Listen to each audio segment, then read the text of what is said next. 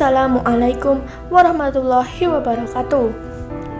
Sahabat yang dirahmati Allah, di zaman yang semakin modern ini, banyak sekali tren yang semakin berubah mengikuti perkembangan zaman. Salah satunya penggunaan jilbab. Kami yakin Anda mungkin pernah mendengar istilah gaya jilbab layaknya punuk unta, yang dalam artian mereka yang mengenakan jilbab sengaja menonjolkan bagian belakang kepala dengan cara mengikat rambut mengenakan kunciran yang berukuran besar atau menggunakan daleman cemol yang dapat menonjolkan bagian belakang kepala. Namun, artian sebenarnya dari punuk unta tidaklah seperti itu. Ada beberapa poin yang rasanya mendesak sekali untuk diluruskan terkait masalah punuk unta ini. Karena memang masalahnya dalam hadis Nabi, wanita seperti itu masuk dalam golongan penduduk neraka. Jadi, bayangkan saja berapa wanita yang sudah divonis neraka dengan gambar itu. Terlalu terburu-buru kalau harus mengatakan neraka. Nabi SAW bersabda, "Ada dua golongan dari penduduk neraka yang belum pernah aku lihat. Wanita yang berpakaian tapi telanjang, berlenggak-lenggok, mengundang kemaksiatan. Kepala mereka seperti punuk unta yang miring. Wanita itu tidak masuk surga dan juga tidak mencium bau surga, padahal bau surga sudah tercium dalam jarak sekian dan sekian." Hadis riwayat Muslim. Sayangnya, pesan yang disebarkan tentang hadis ini dengan gambar-gambar yang banyak bertebaran itu masih agak bias dan kurang penjelasan yang detail. Masih terlalu umum jika hanya mengatakan punuk unta. Kesannya, jadi wanita manapun yang berhijab dengan model serupa seperti di gambar punuk unta, berarti dia masuk dalam kategori yang dilarang itu.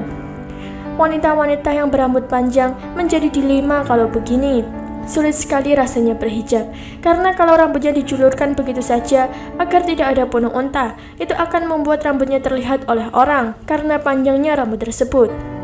Tapi, kalau dia lipat rambut itu agar lebih mudah memakai jilbab dan rambutnya tetap terjaga tidak terlihat, nantinya akan muncul benjolan di belakang kepala yang pasti akan dikatakan sebagai punuk unta.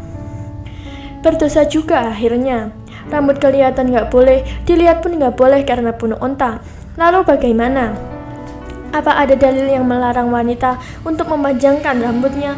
Atau apakah ada dalil yang memerintahkan wanita untuk memangkas rambutnya jika sudah panjang? Nah, maka itu penting sekali agar definisi asnimatil but atau punuk unta yang dimaksud dalam hadis ini dijelaskan dengan baik dan fair.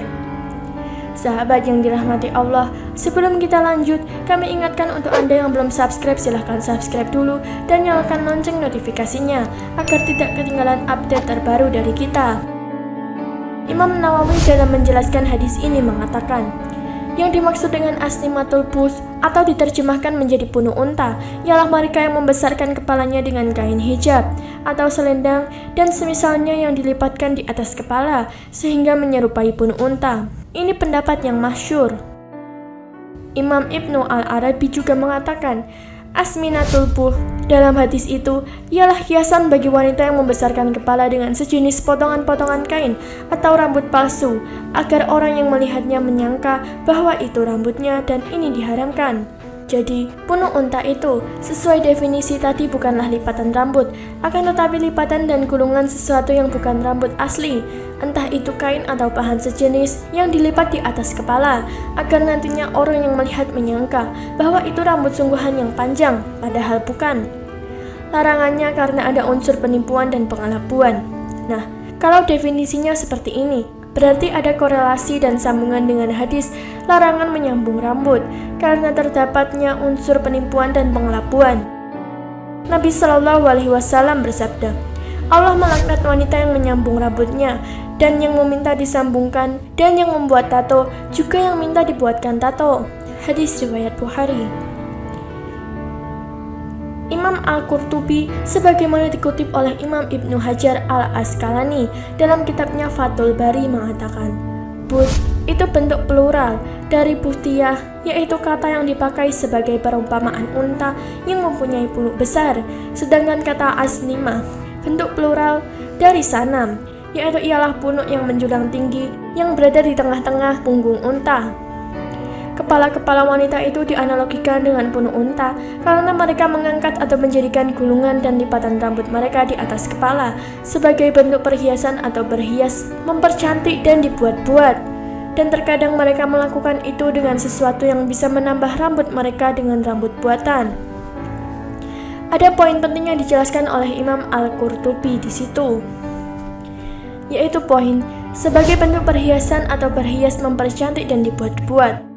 Makin jelas di sini bahwa yang dimaksud punuk itu ialah ikatan atau gulungan rambut dan yang bukan rambut, seperti kain atau serban yang kemudian ditaruh di atas kepala dengan tujuan estetika, mempercantik diri, yaitu dengan maksud berdandan untuk menarik perhatian lawan jenis.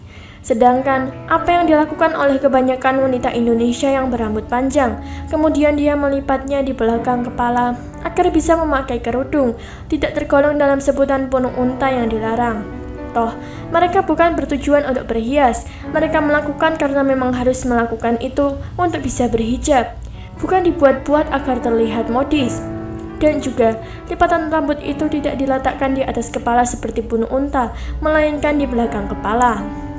Sahabat yang dirahmati Allah, sedikit penjelasan ini semoga bisa mencerahkan kita semua dalam memahami sebuah hadis. Bagaimana tanggapan Anda? Silahkan tulis di kolom komentar dan terima kasih telah menonton video kali ini. Wassalamualaikum warahmatullahi wabarakatuh.